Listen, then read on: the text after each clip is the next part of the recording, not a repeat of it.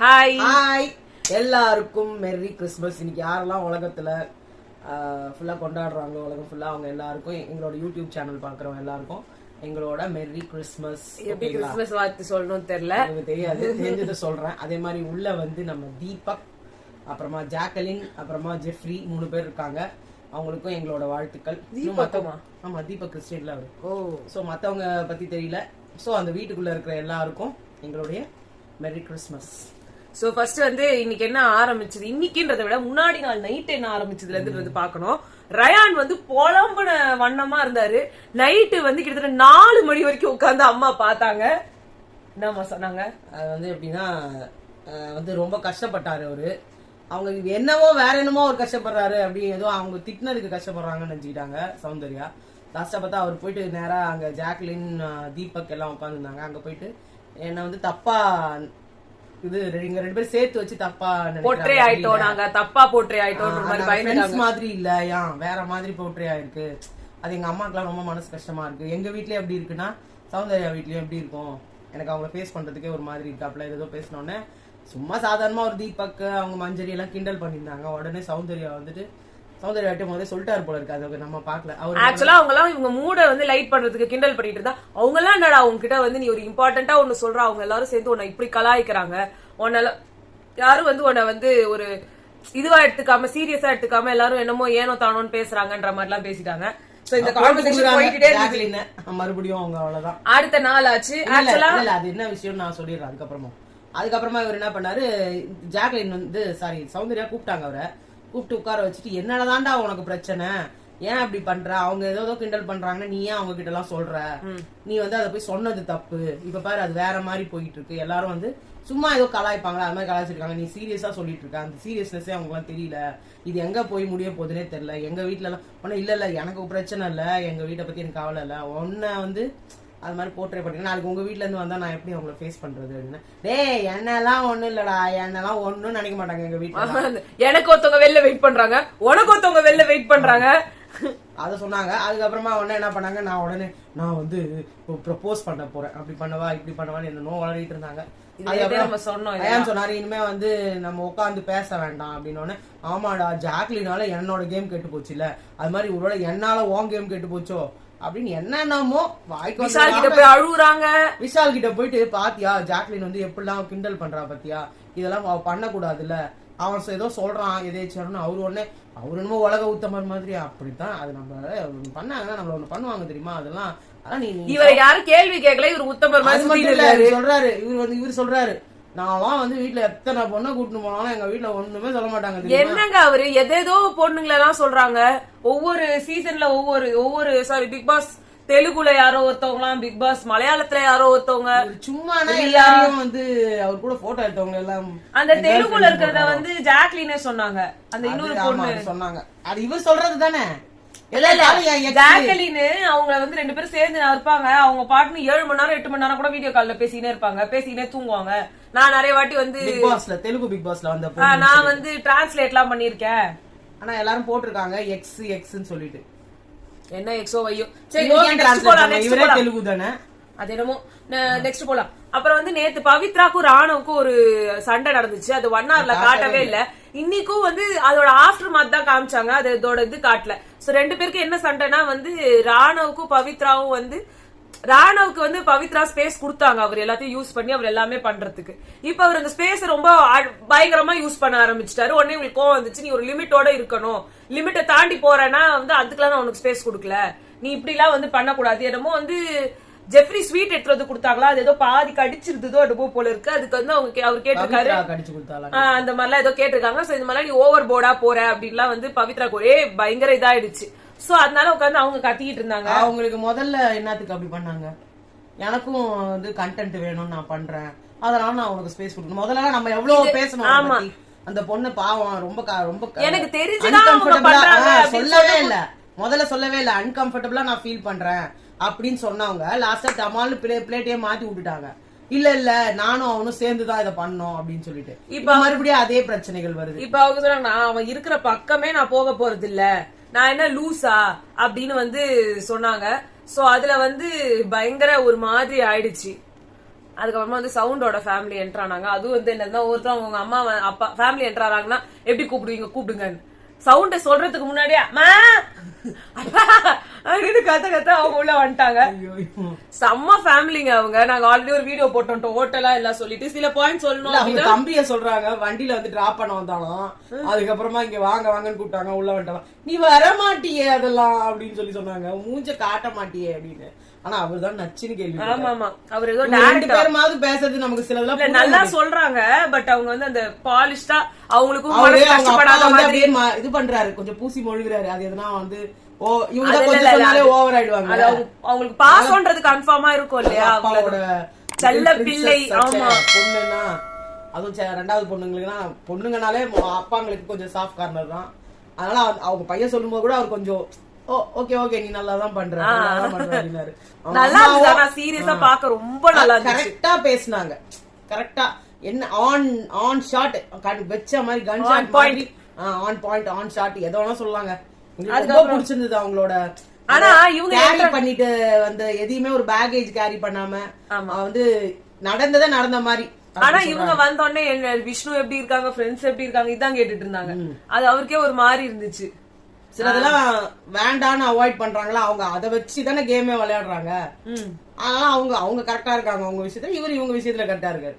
அப்புறமா ஏன் வரல, நல்லா இருக்காரா விஷ்ணு அப்படின்லாம் கேட்டாங்க. அவங்க அப்பா அதான் ஃபேமிலி மட்டும் தான் வரணும் அப்படின்ற மாதிரி அவர் சொல்லிட்டு அவாய்ட் பண்ணிட்டாரு. அப்புறமா அவங்க அப்பா வந்து சொன்னாரு, நிறைய விஷயம் நீ மாத்திக்கணும், இப்படிப்பட்ட ஆப்பர்ச்சுனிட்டிஸ் எல்லாம் எல்லாருக்கும் கிடைக்காது அப்படிலாம் சொல்லிட்டோம்ல. அவங்க அம்மா கூட வந்து 10ல 2 விஷயத்த புரிஞ்சுட்டு போய் சண்டை போடுற, ஃப்ரெண்ட்ஸ பத்தி பின்னாடி எல்லாம் பேசக்கூடாது, இதெல்லாம் வந்து செம்ம ஷார்ட். ஆக்சுவலா உங்களுக்கு அவங்க பிரதர் சொன்னாங்க புரியலன்றாங்க பாரு, அது என்னன்னே சொல்றது எனக்கு புரியவே இல்லை. நீ கைண்ட்னஸே காணும் உன்கிட்ட, நீ தான் ஸ்ட்ரெயிட் ஃபார்வர்டான ஆளாச்சே, மூஞ்சிக்கு நேராவே போய் கேளு, அதான் என்ன போய் அடிச்சுட்டு வா அப்படின்னு என்ன பயம் அதுல அப்படின்றது வந்துட்டு சொல்லக்கூடாதெல்லாம் சொல்றத சொல்லிட்டு அப்புறமா எனக்கு தோணுதுன்னு சொன்னேன் மறுபடியும் சொல்றாங்க. அவர் போனதுக்கு அப்புறமா அதான் சொல்றாங்க, நீ ஏன் அப்படிலாம் கேக்குற அப்படின்னு என்ன கேட்டாங்க. என்னப்பா அப்படிலாம் கேக்குறேன்னா, எனக்கு தோணுது மச்சான், நான் என்ன பண்ண முடியும், நீ எனக்கு தோணவே கூடாதுன்றியா, நான் சொல்லவே கூடாதுன்றியா அப்படின்னா விதத்துக்குலாம் மருந்தே இல்ல. வேற யாருன்னா சண்டை போட்டுட்டு இருப்பாங்க, தேவையில்லாம நீ போய் அந்த சண்டையில உள்ள நுழைஞ்சி அந்த அப்பா வீடு எல்லாம் இருக்க எல்லாமே தான் ராணவ கூட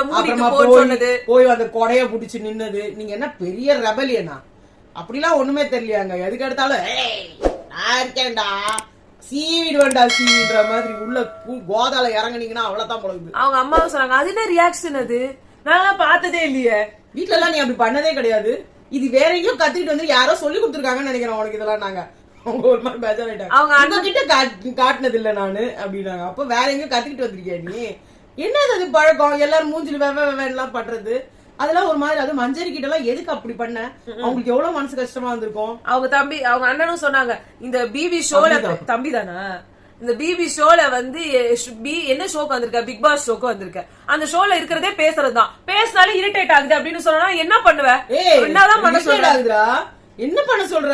அது மட்டும் இல்லாம ஏன் முகத்தை பார்த்தே பேச மாட்டேங்கிற, எப்ப பேர் பேசும்போது எதுக்கு இப்படியே பேசுற, அது முடியாது அப்படி ஒரு இது பிளிப். அது நம்ம ஜெஃப்ரி கிட்ட இருந்து கத்தினாங்க நினைக்கிறேன். அவர் கூட அப்படிதான் கழுத்து, அவரு ரஜினி ஸ்டைல், ரஜினி அப்படிதான் முடிய தள்ளி விடுவாரு. அதுக்கப்புறமா அப்பா வந்து சொன்னாங்க முரண்பாடு பத்தி சொல்லுங்க, எனக்கு முரண்பாடே என் பொண்ணுதான் சொல்லிட்டாங்களா அவங்களே, நான் என்னதான் சொல்ல போறாங்க அப்படின்னு. அவங்க அப்பால ஆமா என் பொண்ணுதான் எனக்கு முரண்பாடு, அவங்கள எனக்கு சில விஷயம் எல்லாம் அவங்க பண்றது பிடிக்க மாட்டேன், அதனால நான் ரியாக்ஷன் குடிக்கிறேன். பிடிக்காததே ஏத்துக்கிற மனப்பக்குவம் வேணுமா, இந்த வீடே நீ பிடிக்காததான் இருக்கும். அவரு தக்கு பண்றாருப்பா. அதே மாதிரி சொன்னோம் அந்த லேபர் இதுல அவருக்கு ரொம்ப எனக்கு ரொம்ப மனசு கஷ்டமாயிடுச்சு, நீ காலை அப்படி தூக்கி போட்டுக்கணும் உட்கார்ந்துட்டு இருக்குது இந்த பொண்ணு. நான் சொல்லறதுக்கு வாய திறக்கிறேன், அதுக்குள்ள முத்துக்குமரன் சொல்றாரு, அப்பயும் நீ யோசிச்சுட்டு தான் கீழே இறக்குற, அதெல்லாம் நல்லது இல்லம்மா, தப்பான விஷயமா அது அப்படின்றாங்க.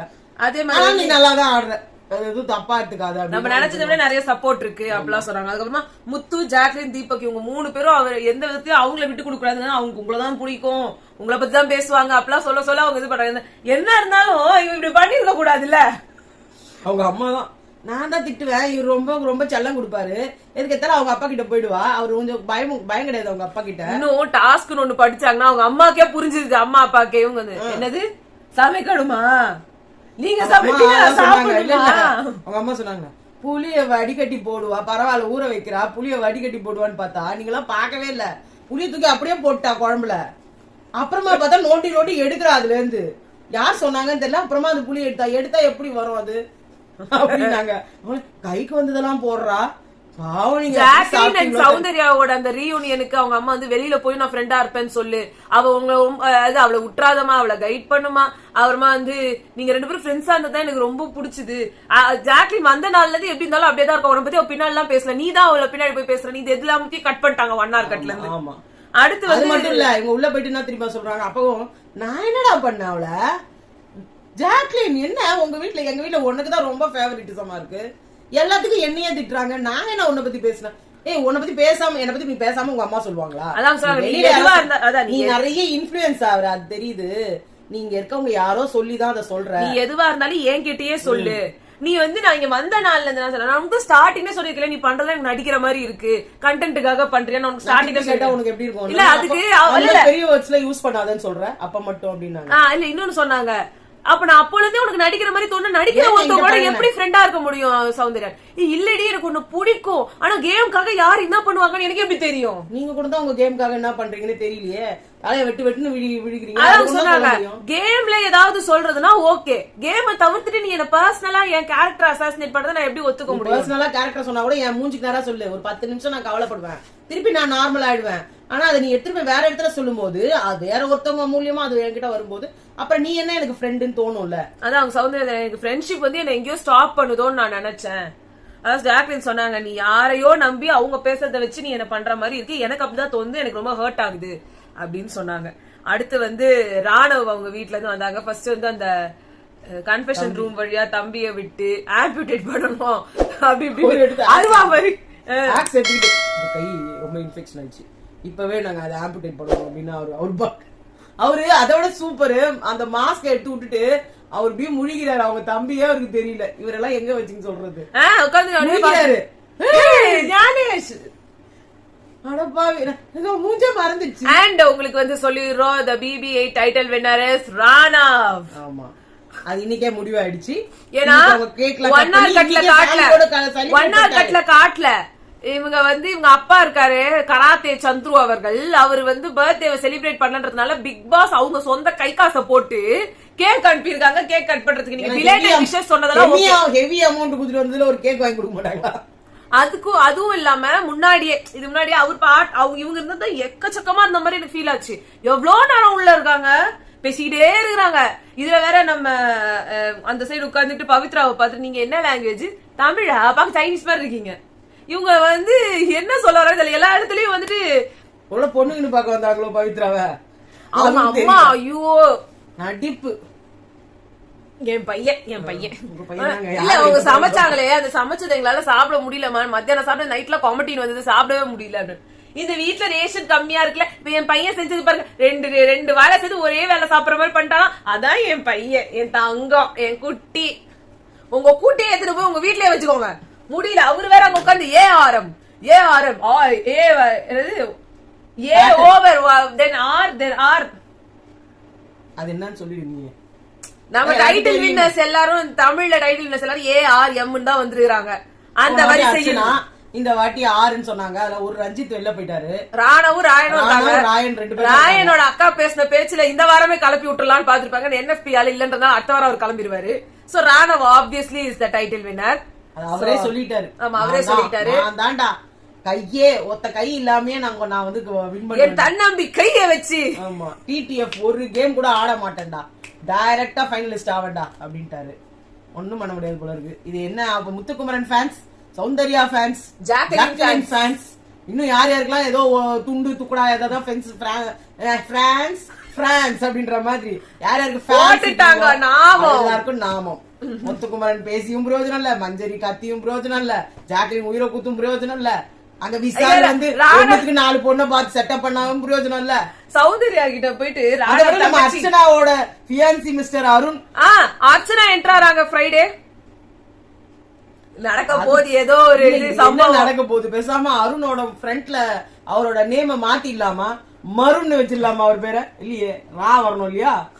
அப்ப என்ன சொல்லலாம், ரருண் ரன் ரன்னுங்க ரருண் இல்ல ரன் RUN ஏ தூக்குங்க ஏற்கனவே அர்ச்சனா முடிஞ்சு போச்சு A.Run அவர் பேரு இன்னில இருந்து அவர் தான் டைட்டில் வின்னரா ஆகணும்ன்றதுக்காக நம்ம அர்ச்சனா படம் எடுத்து ஓடி வராங்க எல்லாரும் நீங்க அந்த அந்த எபிசோட எதிர்பாருங்கள் அதே மாதிரி ஆமா ஃப்ரைடே அன்னைக்கு அவர் சௌந்தர்யா வந்து ஒருவேளை விஜய் சேதுபதி உள்ள போட்டு காட்டுவாரு ஃப்ரைடே எபிசோட் அதுல வருவாங்க அப்புறம் Thursday வராங்க ஃப்ரைடே நம்மளுக்கு காட்டுறாங்க அததான் சொல்றேன் அது Thursday வராங்க ஓகே ஓகே ஓகே சோ அது மட்டும் இல்லாம சௌந்தர்யா கிட்ட வந்து அவங்க ஏஞ்சல் அவங்க அக்கா இவங்க தங்கச்சி பேரு ஏஞ்சல் வந்து சொன்னாங்க இந்த மாதிரி நீங்க எங்க அண்ணனை நடிப்புன்னு சொன்னது எனக்கு அதாவது ஜெஃப்ரி சொன்னது காதுல ஒழியும் அஞ்சிதா சொன்னது காதுல ஒழியும் இவங்களுக்குமே ஜெஃப்ரி வந்துட்டு நீ கில்ட்டியா ஃபீல் பண்ணாத தங்கம் என் புள்ள மாதிரி எல்லா பையன் என்ன பண்ணுவானா அவனுக்கு அதே மாதிரி உனக்கு நான் பண்றேன்றாங்க அஞ்சிதா அழும் போதெல்லாம் எனக்கு மனசே வலிக்குது ஒரு பாகம் குத்துறீங்களா மிஸ்டர் சந்துரு அவர்களே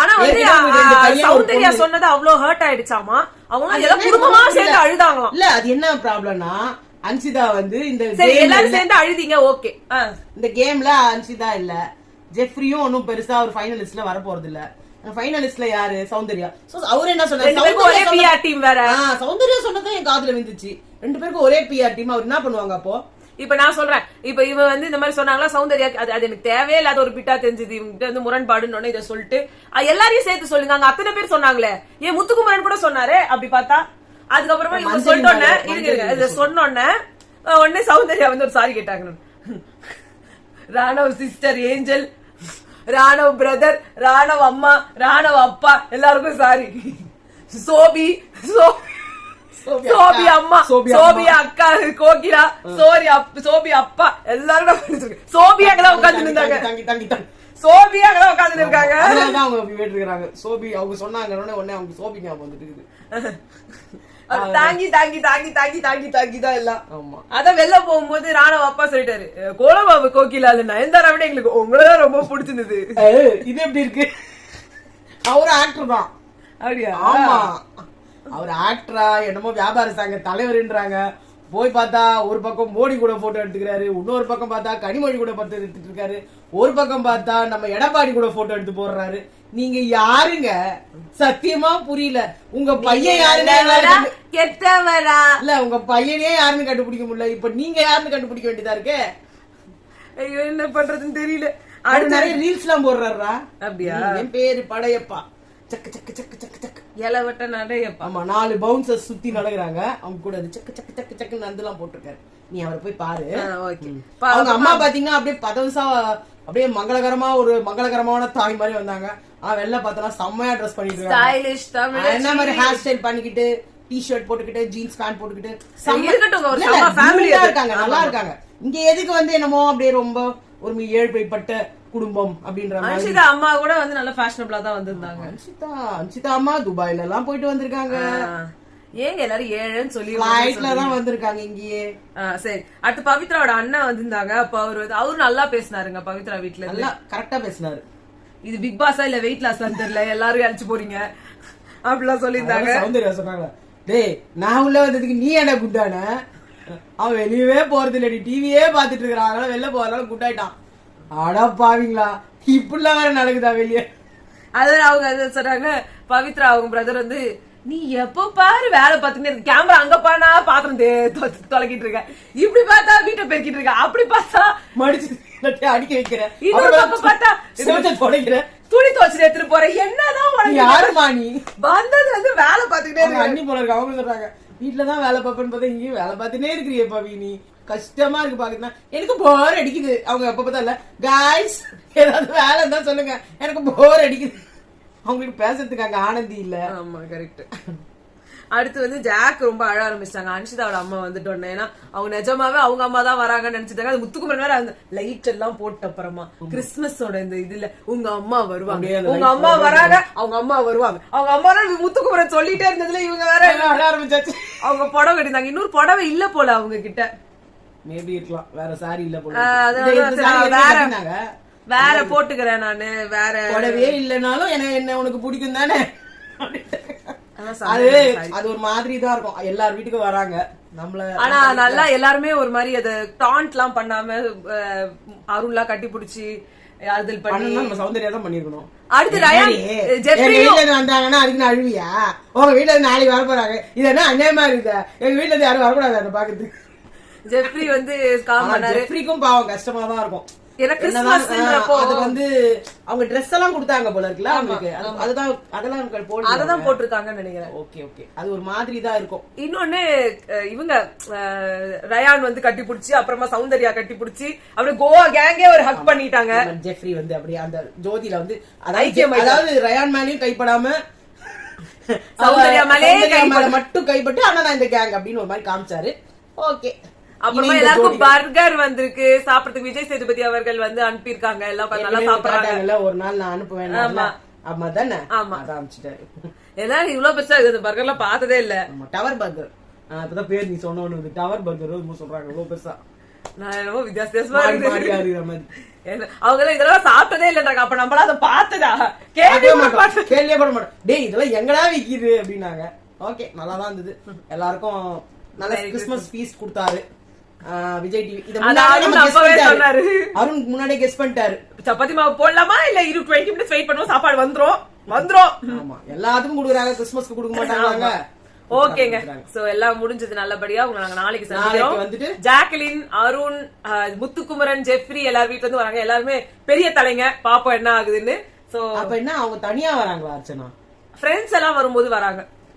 ஓகே, அப்ப என்ன விஷ்ணுவும் வருவாரோ தெரியலையே, இருக்கலாம். டேய் என்னங்கடா நடக்குது இங்க, அநியாயமா இருக்குது. இந்த பக்கம் விஷ்ணு வருவாரு, அந்த பக்கம் அர்ச்சனா வராரு. அர்ச்சனா வராங்களா? அப்ப நானும் வரேன்டா. நான் 2000 வாழா, 10,000 வாழா வரேன்டா. 10,000 வச்சாரு ஜெயிச்சதுக்கு. இப்ப வாசல்ல வச்சுட்டு உள்ள வருவாருன்ற. ஓகேங்க, உங்களை நாங்க நாளைக்கு சந்திக்கிறோம். பாய்.